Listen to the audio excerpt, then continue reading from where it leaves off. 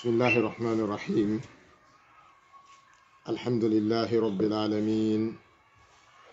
الحمد لله الذي جعلنا مسلمين، نحمده سبحانه وتعالى ونشكره ونصلي ونسلم على أعلم الناس بدين الله وأفضل خلق الله نبينا محمد صلى الله عليه وعلى آله وأصحابه وسلم.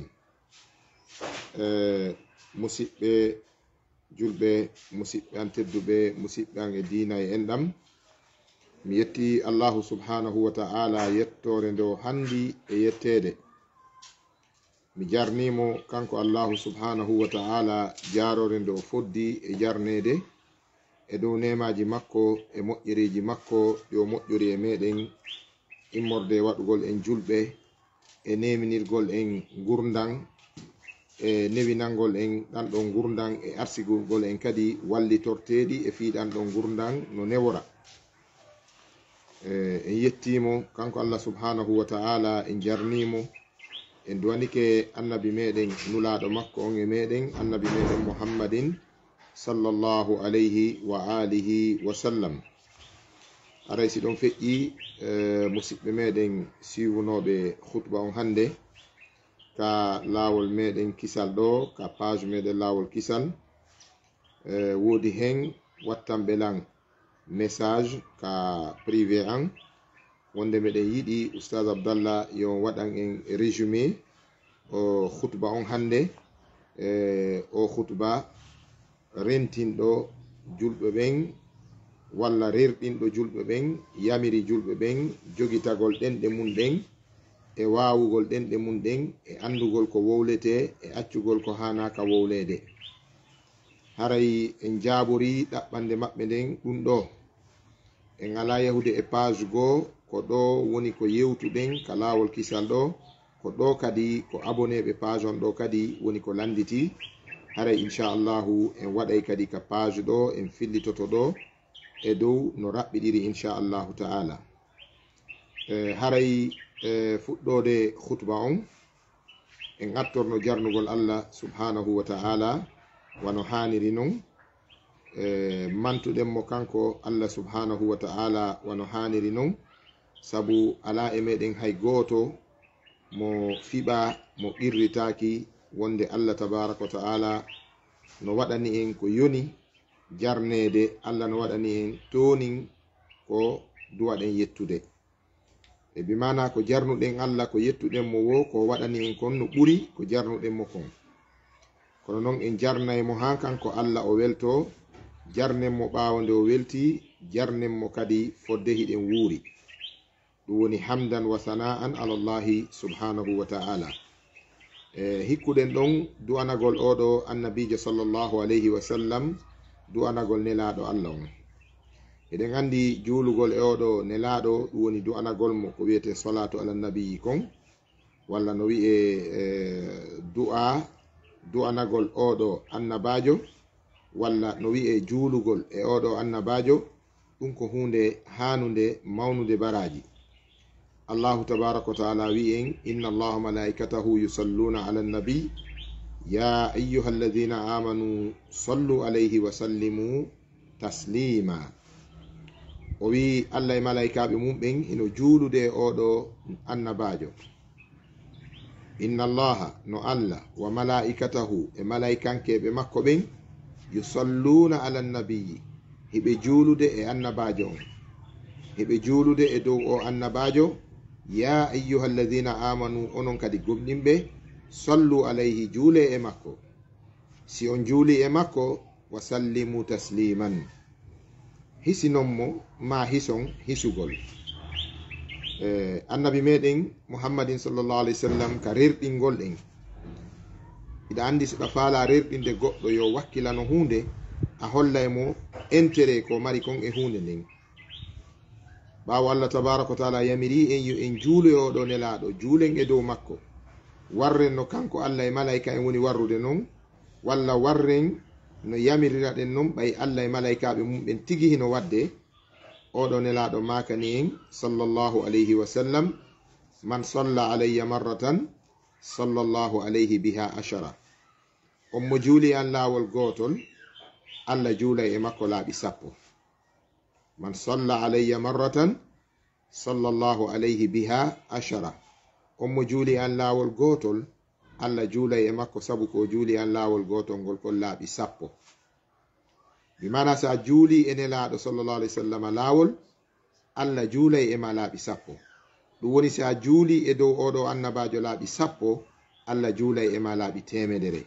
ɗum woni sa juuli laaɓi 100 e makko Allah juulay e maɗa laaɓi wulure. ɗum ha ka haɗoy wo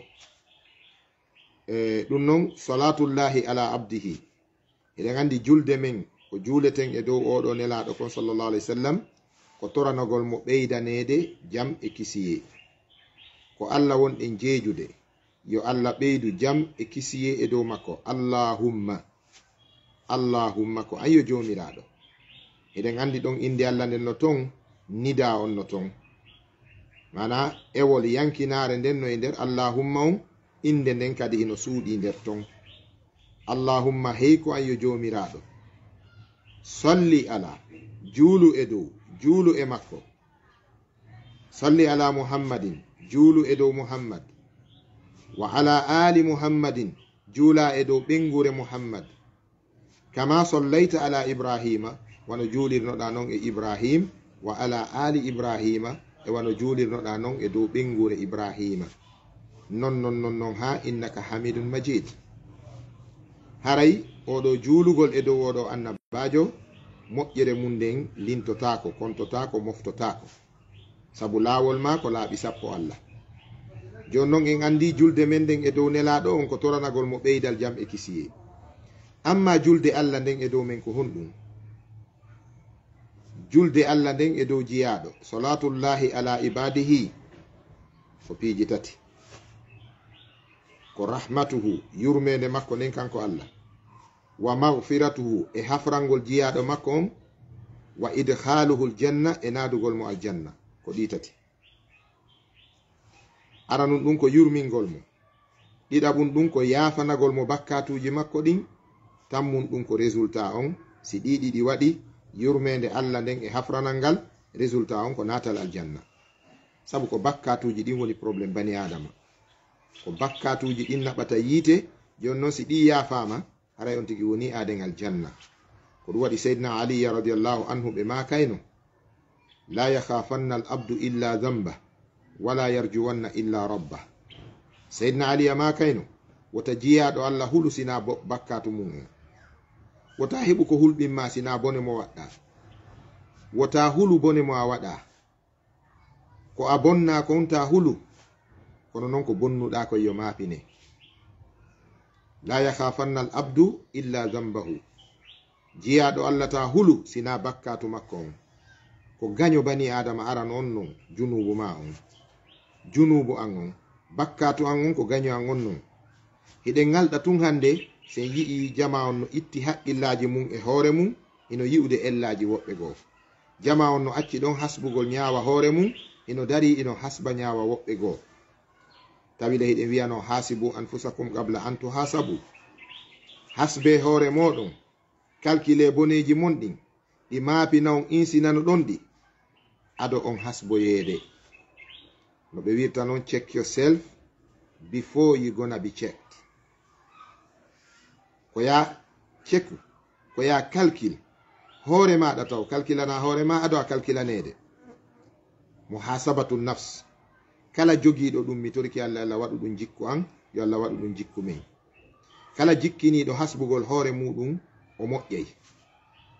kala egginɗo darɗe mum e hoore mum woni e darugol yimɓe, kañum yiyata erreur mum ko erreur ji yimɓe tun, yiyata ella mum ko ellaji yimɓe tun, yiyata bone mum ko boneji yimɓe tun, yiyata palji mum ko palji yimɓe tun. o luttay e nder faljugol. e ɗum kadi no haɗa du'a jaabo. Ibrahim bon Adham no makani en ɗum. wonde yejjitugol moɗon junubaji mon ɗin, yejjitugol moɗon bonkiji mon ɗin, wonon e yanugol e boneji yimɓe, ɗum no haɗa du'aji mon ɗin jaabo. sabu on townitoto. si neɗɗo townitike du'a makko jaabotako. yo Allah hullu en ko wonɗen bonnude kon, o andina en ko bone, o itta en, o arsika en tuubugol. hasbore nden ko Allah jogi. alayka albalagu wa alayna alhisab. Enen ko yottingol waɗɗi en, ko jannugol waɗɗi en, ko waajagol waɗɗi en. Yimɓe ɓen jaɓay, yimɓe ɓen feeway, ɗum koye juuɗe Allah woni. Amma ñaawore nden jugement dernier on ko Allahu tabaraka wa taala woodani. En landetake si ɗum waɗa, en teddinirtake si ɗum waɗa, hay en jeyetake e fewjoɓe fiyo ɗum waɗu. Bal enen tigi ko en ñaaweteɓe. Ko ɗum waɗi haray ko ɓuri en moƴƴande ko waɗidirgol doyi, yottinen goonga on, muññoɗen. Hiɗon andi noon o goonga ko honno goonga wayi. Goonga no wayi wasi neɗɗo barmuɗo temma ari ka labtane yo docteur jo ñawdan mo temmere nden. Ma ɗum anduɗo lekki temmere nden yi'o temmaɗo wi accu mi waɗane lekki, o wi awa. Ɗon andi so nangi nden temmere ko hamata nden yaltina mburdi ndin, yaltina ƴiƴam bonɗan ɗan, yaltina itta ɗen koɓolle ɗon e temmere nden, waɗa lekki kin e muusendi ko kin lekki ɗon wondi kon, e hanka ɓuttoyta ɗon, e ha wi'ede dikki haray fewndo on saayi ɗon wonaɗo wallede on, wonaɗo ñawdanede temme on, kontay o wonɗo mo ñawdande nde temmere ɗo ko bonɗo, o kontay o ko gaño makko, o kontay o faalaka mo, o kontay o na yurmeteɗo, o kontay o na moƴƴo. Ko non o kontirta on. Kono wallahi musidɓe julɓe tedduɓe, ñande temme ndikki o taway ko waɗannoɗo mo lekki kin on woni giɗo makko on, o taway ko ñawdannoɗo mo temme on ko on woni aadem makko on, ko on woni yurmeteɗo on, ko on woni moƴƴuɗo on, ko on woni hanaɗo wuuridede on, wona acciduɗo mo e temme on. Ko ɗum waɗi haray enen taalibaɓe e onon suivoɓe, onon aboneɓe ɗiɗo page ji, on muññoto karamokoɓe ɓen e sattendeji ko heɓoton kon e juuɗe maɓɓe, sanga hiɓe jantano en ellaji men ɗin, sanga hiɓe jantano en ellaji men ɗin ko be muññoɗen. Leñol ngol kadi enen yimɓe leñol ngol wakkiloɗen kadi wowlanayɓe en gonga ɓen, faljitoɓe en ɓen ka faljuɗen, woni ka diina, woni ka social, woni ka politique, woni ka commerce, ka projet ji meɗen, ka ɗaɓɓereji. Sen heɓi wowlanowo en gonga, o wowlani en gonga, weltorenmo, jaɓen jarnenmo. Moƴƴuɓe aranɓe ɓen torotono Allah yo Allah nelduɓe neɗɗo mo no ara holla ɓe ella maɓɓe. Sayyidina Umar radiallahu anhu o maaki, rahimallahu imra'an ahida ilayya uyubi, yo Allah yurmin gorko nelduɗo lan ayibe an. Ko woni islamu yiɗa ya wirtu goɗɗo, islam yiɗa ya tenkitu goɗɗo, islam yiɗa ya jasin goɗɗo, islam yiɗa ya ittu bote goɗɗo. Ara ka o hoola jasinamo, ara ka o teddina itta bote makko, foygitamo jasina fi makko. Islam yiɗa ɗum. Kono laaɓangol julɗo musidɗo mum koye diina kan jeeya. Annabijo sallallahu alaihi wasallam ɓe maaki addinu nasiha, diina kanko laaɓan reedu. Wallahi laaɓan reedu ngal fuu non kadi ko ɓuri moƴƴude kadi ko laaɓanede reedu ka diina. Sabu yi o diina on docteur jo ala en science islamique yoɓowo baraji, on cheikhujo ala ka islam yoɓowo baraji, on ceernojo ala yoɓowo dewal, on waliyajo ala yoɓowo dewal, on nelaɗo e annabajo ala yoɓowo dewal. Fillito on docteur jo ala yoɓowo dewal, on ustajo ala yoɓowo dewal, on cheikhujo ala yoɓowo dewal, on waliyujo ala yoɓowo dewal, on annabajo e nelaɗo ala yoɓowo dewal. Yoɓowo dewal on ko goto addayyanu, addayyanu alladhi la yamut wala yansa.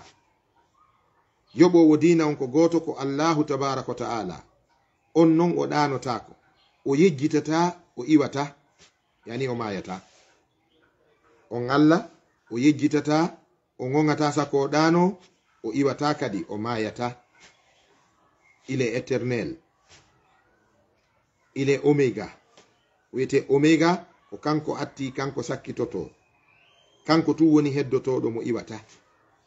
Al awwalu wa zahiru, al awwalu wal akhiru wa zahiru wal batin, awwalun bila ibtida wa akhirun bila intiha. Attiɗo mo ala nyande fuɗɗi, sakkitiɗo mo ala nyande lannata woni Allahu tabaraka wa ta'ala. sikkuɗen honɗum ha tappen ɓernde en fo en yahay ka o Allah haray ɗen jaasi ɗen yankini wa kullun atawhu dakhirin wa kullun kala aro yey Allah yawmal qiyamati dakhirinara ko jaasu ɗum ko ɗo goɗɗo ronditoto dolokil ko mo comporto ko ɗo goɗɗo ƴettata finkari hoolo joɗo hoɗɗo goɗɗano yimɓe leydi ko ɗo goɗɗo ƴettata weduru ƴettana tago Allah ngu weduru yawmal qiyama on tigi aro yey o waɗa tuuba o waɗa dolekke naafi kufune hay ko sunninano kon hara wattike arti kadi ko ittano kon hara wattike on tigi ɗum ko wonɗo wo wonɗo goɗɗo jangirari fiyo ɗum ronku wadde o laamoraki fiyo ɗum ronku wadde o nawyirari fiyo ɗum ronku wadde o teddirari fiyota ɗum ronku wadde wa kullun atawhu dakhirin ɗaɓɓiten hadiseje firɗe oɗo aya dakhirina nelaɗo sallah sallam maki on garo e Allah ñande dargal hara on fo e moɗon hay goto waɗa conci hay goto waɗa paɗal ko ittano kon ka sunnaji hara wattike isan enen en wallimɓe sifa ɗum iɗen wawi joɗade e ñawidirgol e hasbodirgol koyen wattan haqqil gon sengo ɗon en jolnuno ɗum ka khutba fi waɗugol tan be fi en wakkilo waɗen doyi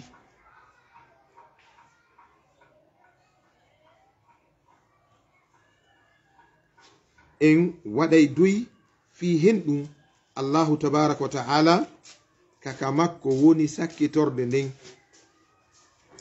kaka makko woni ruttorde nden en fuu ndeyɗen hewta haray ko en jaasuɓe ko en lo'uɓe ittiri ko Allah suuɗi kon e meɗen ɗo ko wiyete taqwallahi kon ko ittiri ɗum ɗon dayginirɗen ko ittiri ɗum ƴawoyɗen ka makko kanko Allahu tabaraka wa ta'ala ko ɗum so wi inna akramakum indallahi o wiyaari ajmalukum o wiyaari asannukum o wiyaari aqwakum o wiyaari agnakum o wiyaari ɓurɗo jawdi o wiyaari heccuɗo e duuɓi o wiyaari hay ɓurɗo jangude o wiyaari kaari e kaari ko wi ko ɓurɗo hulde Allah o idan c'est là-bas ɗum woni muran mum wattuɗen adduɗen toɓɓere ɗimmere nden walla tammere nden ko ɓe signalanin kon e kanko khutba on fi renugol ɗenɗe ɗen mo yennima hara yottaki kanko andi ko honɗum faala yo wonu ka ɗeri makko kanko andi ko dosieji honɗi woni préparude nam ɓayna o hasbowo na o ñawowo wona o jomiraɗo ko ɗum waɗi en andintinno oɗo neɗɗo moƴƴo mo goɗɗo arno wi'i hey ko an inna fulanan yashtumuka aw inna fulan ibnu fulan shatamaka kaari ɓi kaari yennima o wina kanko yennilan ko an yennilan sabu woɓɓe wigol o yennima haray ɓe wowli ko o yenni kon o wi kaari yennima o filli hoyre nden o yawi na an yennilan na kanko yennilan ko an arɗo yottini hoyre nden on ko an woni yennuɗo lan on o wi tilka sahifatuhum falyamla'uha bima sha'u terto ɓen wonɓe lan yennude accuɓe ɗon ko ɗereli maɓɓe ɓe woni hebbinde to ɓe ndaaru ko ɓe faalira woyo ɗi heewu ɓe hebbinira ɗum qur'ana no waali zicrullahi no waali a faami alkalamu tayyib no waali konngol moƴƴol tawi kanko ko hoyre ko yo yennan terto mo o hebbinira ɗeri makko no o faalira min on haray ittu hunduko makon e an ko an woni yennuɗo lan on non kadi goɗɗo ari no ka goɗɗo o wi goɗɗo yennima hoyre kaarire o ya nangimo o wi an e min hanka qaadi on ka ñaawowo on sabu a yennilan o yawi o woye mi filli ko goɗɗo yennuma ɓey ka qaadi on kondanimo o gonga makko ñaawowo on juge on kondanimo o wi na yennuɗo mo yennimo ko an arɗo yottini hoyre nden on ko an yennimo an arɗo yottini hoyre nden on ko an woni ko yennimo wona kanko de ko on ɗon kondana donc du coup si neɗɗo wowli ɓaawo goɗɗo o wowlimo haala bonka ko ya yanu e makko kanko wowluɗo haala bonka kan on haɗamo rentinamo andinamo ko tewu julɗo non ko bani adama non rentinamo laɓanamo reedu toranoɗamo Allah yaafuye amma waɗa ɗon ɓay o anda ta andinmo hada huwa l'islam ko ɗum ɗo woni islamu hada huwa l'islam ko ɗum ɗo woni islamu ɓayna enen jeyi islam en jeyna e l'islam en jeynaka islam wona enen jeyi Allah tabaraka wa taala o moƴƴor e meɗen tun waɗugol en julɓe ko jelu ittuɗen ko jelu waɗɗen ko honɗum waɗɗen ko jelu ittuɗen fiyen woni julɓe.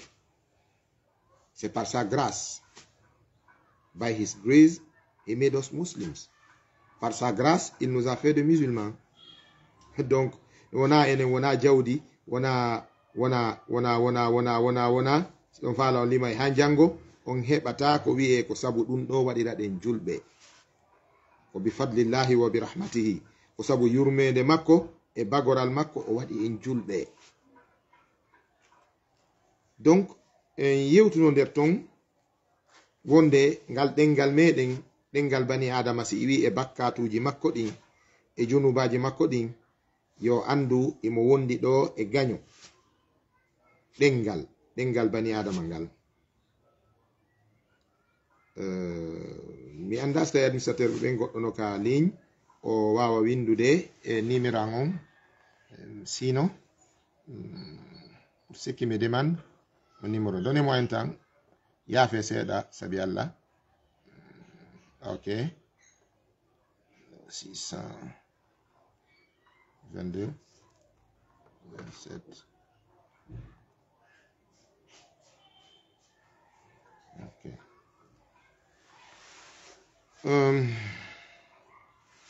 ok numéro on komo yiɗon on ɗo ka page Facebook ɗon halfere noon lettre arabe gono falji yaari ton on ɗo jeeyaka e numéro on 622 27 11 67 fi ka rawneten ɗon ka darotoɗen ɗon wiɗen wonde dina islamu kan no haji en janni en waaji en tindini en fi ngal ɗengal lisanuka dhibuka ɗengal mangal ko bonoru ma ndunni si a accitiringal no accitirɗa wo hande kadi ngal ñamete bonoru ma ndu ñamete si a reeningal ngal wonanima ngalu ngal wonanima moƴƴere sabu no wodi ko ngal ɗengal golla tawa nafa e on tigi honɗum woni ɗum rewirgol Allah wano jangirgol qur'ana jangira defte diina e wano yottinirɗum diina e wano jantorɗum inde Allah e wano waajorɗum yeru ko andi kon e wano hunɗum e wano moƴƴinirɗum hakkundeji yimɓe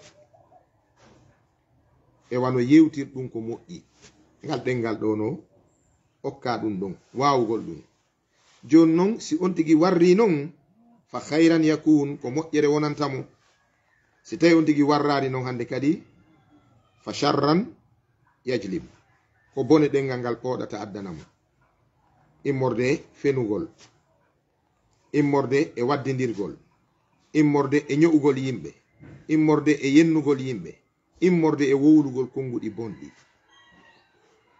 en yawitoto hay wano o Facebook ma o WhatsApp si goɗɗo a yi image goɗɗo mo a faalaka mo welarima mo a yiɗari honɗum ɓurma moƴƴande ko ya pottito c'est ce que min Abdallah ko ɗum woni min mi wawari darugol neɗɗo mettowolan e heɗagol neɗɗo mettowolan fi hen ɗum ko goɗɗum non mi calculi si mi daari neɗɗo mettowolan ma mi heɗike neɗɗo mettowolan mi wowla e joni ko boni tawa noon kanko o wowlalan ko boni e hille noon min daroyto yeeso Allah tabaraka wa ta'ala ka tawata na ben makko ñawata na ben an wona karamo ko makko ñawata wona karamo ko an wona sayku makko ñawata wona sayku an ñawata a faami wona almami makko ñawata wona almami an ñawata wona siɗɗo makko ñawata wona siɗɗo an ñawata ko Allahu tabaraka wa ta'ala o wi'uɗo wama rabbuka bizallamin lil abid wala yazlimu rabbuka misqala dharra joma ma o toñata ko fotata e élément hun atome élément ɓurɗo fanɗude on hikum ɓuri abbere foññe fanɗude jomo ma toñata yeru makkum e kadi Allah kadi wona o guinejo sako lande siko maninkajo ma pullo wona o pullo sako lande siko mo labe ma mamum ma dalaba sako walla siɗɗo makko Allah ko khaliqu kulli shay'in kanko woni taguɗo kala hunde kanko woni rabbul alamina jomiraɗo windere nden tagu makko ngun fu no fota yeeso makko o jinganta hay goto o bambanta hay goto o wallata hay goto e hoore toñe ko justice ko laaɓal o ñaawirta jon noon sa yennimo yennarima ma a yenni goɗɗo o yottaki haray ko ɗereli hombo woni ronditade tanamo on tigi tawoya si mi yenni goɗɗo o waɗa lan goɗɗum mi hoyni goɗɗo o hoynari lan ma mi hoyni goɗɗo o yottaki qui est le perdant? Et c'est lui le perdant. He is the loser. I'm the gainer. So haray ɗon ko kanko perdi yani haray ko min perdi ko kanko gañi naam mi yennimo o yottaki I'm the loser. Je suis le perdant. Mi yennimo o yottaki ma mo meeɗala yennude mi yennamo sako wiye mi yotti sako wiye mi yotti sako ndaare siko yeru ko yennilan ko mi yotti ɗulle kadi si goɗɗo yennima an si tawi a wawata muññade few ma o wolima haala bonka tawi a wawata muññade few ko yeru makko kadi yeru ko waɗuma kon fa in uqibtum fa aqibu bi misli ma uqibtum bihi Allah wi si on toñama on bagama si tawi on yottoto yotte yeru ko waɗa ɗon kon calcule ɗum goɗɗo bantoma kolli jowi walo ka kuupi si a bantike mo si manki jowi a yiɗi yaccugol ɗon yoni so bantike ma kolli nayi walike si a bantike mo kolli jowi walike haray a feƴƴintini ko ɗum waɗi Allah tabaraka wa taala wi wa an tasbiru khairul lakum wurin ko so muññike o ŋacci ɗon yottagol ngol ko ɗum ɓuri on moƴƴande ko muññagol ngol acca ɗon yottagol ngol ko ɗum ɓuri on moƴƴande fi wota o yotto ɓurti non goɗɗo yenne an yennamo yenna ben makko o yenne an e benma an yennamo yenna ben makko watta ɗon nene makko tawanoka a faami o yenne an tun yennidamo e gorol makko yennidamo e leñol makko ɗon haray a feƴƴintini ko ɗum waɗi Allah tabaraka wa taala wi wa an tasbiru wa tattaqu khairul lakum ko si on muññike on huli Allah on rentike ko ɗum ɓuri on moƴƴande mo toñima wowlima ko a alda ɗa wawi defandade kono mo hoynima sabotima terto ko kanko perdi dare Zainul Abidin yo Allah yurmemo tanirawo nelaɗo sallallahu alayhi wa sallam goɗɗo ari dari no yennamo e ley nangue talibaɓe makko ino fontanimo waado maɓɓe mana ɓe waɗanimo ɗowdi fiwata nangen tampinmo o wi yahe ɗowdina non o dariɗo kale nangue no yennalan ɓe ari ɓe waɗi ɗum ɓawoya gaynimo yennude few e fillaye goo ɓe wi wo o ɓorti burmuso makko on o ari o tayoya wi jaɓanan ɗum ɗo yaafoɗa yandi ko sabu an tonguma kale nangue ɗo a neɓi darade ɗo a tampi fi an haɗa jaɓu ɗum ɗo yafanoɗa lan yeru ko tongiɗa ɗo sabu an kon dariɗo no yennude mo on ko on o jeeji yo accanmo yeru ko tongi kon ko sabu makko o tongori ɗon ɗum no ɗuuɗi Imam Ahmad bun Hanbal he ɓe yimɓe moƴƴuɓe ɗi wonɗi rewde e hoore moƴƴuɓe ɓen hande rewino e hoore maɓɓe c'est à vous de juger ono ñaawe moƴƴuɓe hande ɓen kala ko heɓi ɓe hande immorde e hoyreji e koyfitanɗe e jasereji jasinede ande ɗum rewino e hoore moƴƴuɓe ɓen bal wurin taw moƴƴuɓe hande ko on ɗum heɓi fi dina wiyaɓe no moƴƴi hande piyaɓe jelo gañaɓe jelo sokaɓe jelo annabajo ko duuɓi jelu waɗi kaso bida sinin almami maliki piyano ha juuɗe mum paralysi Imam Ahmad bun Hanbal piyano ha rendum heewi ƴiƴan fami annabi Isa ko on ɗum woni waɗaka annabi Nuhu ko on ɗum woni waɗaka ulul azmi annabi meɗen sallallahu alaihi wasallam fiɗa kaaƴe ha ɓe fof ɓe barmi dole kon seeki heɓe juulude ka suudu kaaba. Heferaɓe ngari ƴetti ko wiyete borje ngeloba. Si ngeloba rimi mana mba heɓi on nirinoro ko ɓowri luuɓi ñiddi bordi e ƴiiƴan ko yaltata kon ka fodde mabba. ɓe ñeɗi ɗum siyontew ɓe ari ɓe juuri e hoore nelaaɗo sa sallam wa huwa yusalli fi zilli l kaaba. Sabbu alayhi salan naqa. ɓaawo nelaaɗo ɓantike ɓe fittiri salte on kara han ɓe itti ka gite ɓe tawi ko yimɓe maɓɓe ɓe woni ɓe wadde ɗum ɓe maaki allahumma la tu'azibum fa innahum la ya'lamun. Allahumma ko ayyo jooma la tu'azibum wota lettuɓe fa innahum la ya'lamuna, wallahi ɓe anda. ɓe anda yimɓe taifa ɓen ɓaawo ɓe fiɗi nelaaɗo ɓe pii nelaaɗo e sayyidina aboubacre sahaba e ɓe wondunoɓen ɓe barminiɓe. Jibrilu wi hey ko ayyo muhammad taifa no hakkunde pelle ɗiɗi, si tawi a yarlaki ko ɓe waɗuma kon mi hiɓɓidira pelle ɗen e dow maɓɓe. Nelaaɗo maki Jibrilu yeeto Allah taw lettuɓe sabu an. Si ɓeeɗo jaɓaari, si ɓeeɗo añi, yo Allah okkuɓe ɓiɓɓe jaɓoɓe yiɗoɓe lan teddinoɓe. Idan ko jangiranten defte islamu ɗen, ko jangiranten siraji ɗin ko fiyen comporto, ko étude e comportement, wona yo woni étude e non comportement. Ko yewtirten walla ko andintinirte ɗen ko fiyen comportement ko janguɗen kon. Donc ɗum fof no ton haray be caɗele be sattende be tampereji waɗa. Amma noon enen jama iwtirɓe ɓaawo kaɗo diina iwtiri ɓaawo karamokoɓe mum mo be e cerno mum mo be e teddinaɗo muɗum wakkiloɗen tun renen ɗenɗe men ɗen hara en to ñaari, hara en feƴƴintinari, hara en fantinari, sabu ko en hasbeteɓe.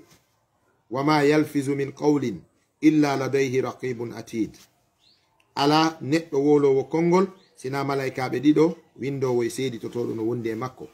Allah tabaraka wa taala wi inna alaykum la hafizin kiraman katibina ya'lamuna ma taf'alun.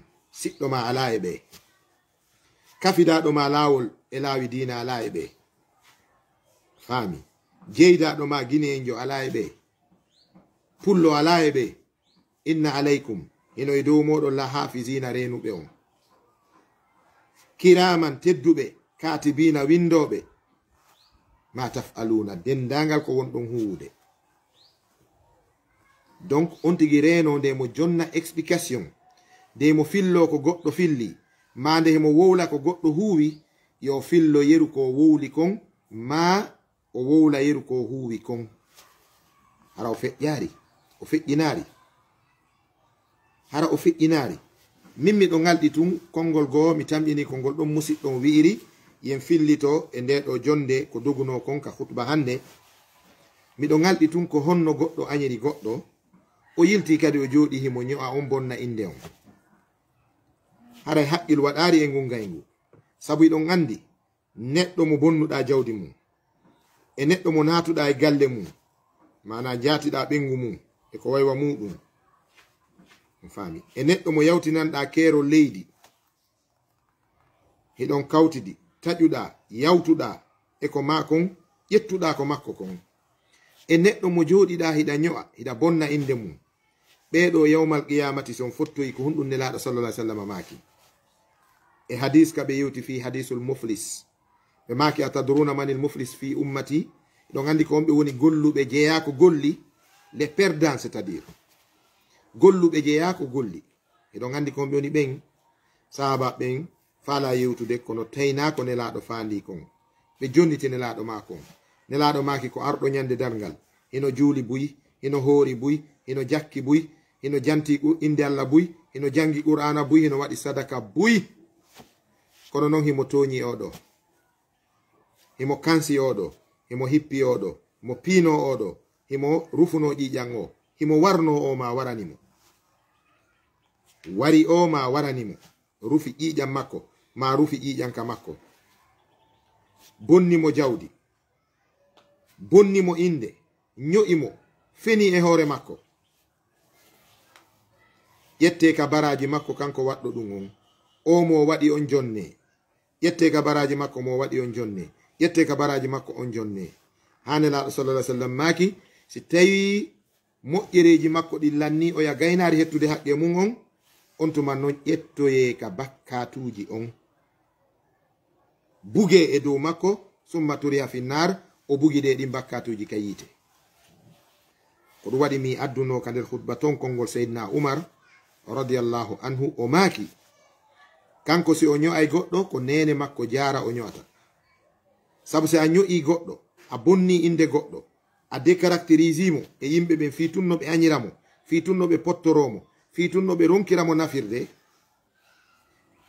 koye baraji ma ɗin o rewoyta yawmal qiyama seydna umar maaki min noon si nene an ƴettoyi baraji an ɗin ñande dargal haray ko yanganiɗo lan hetti komi golli.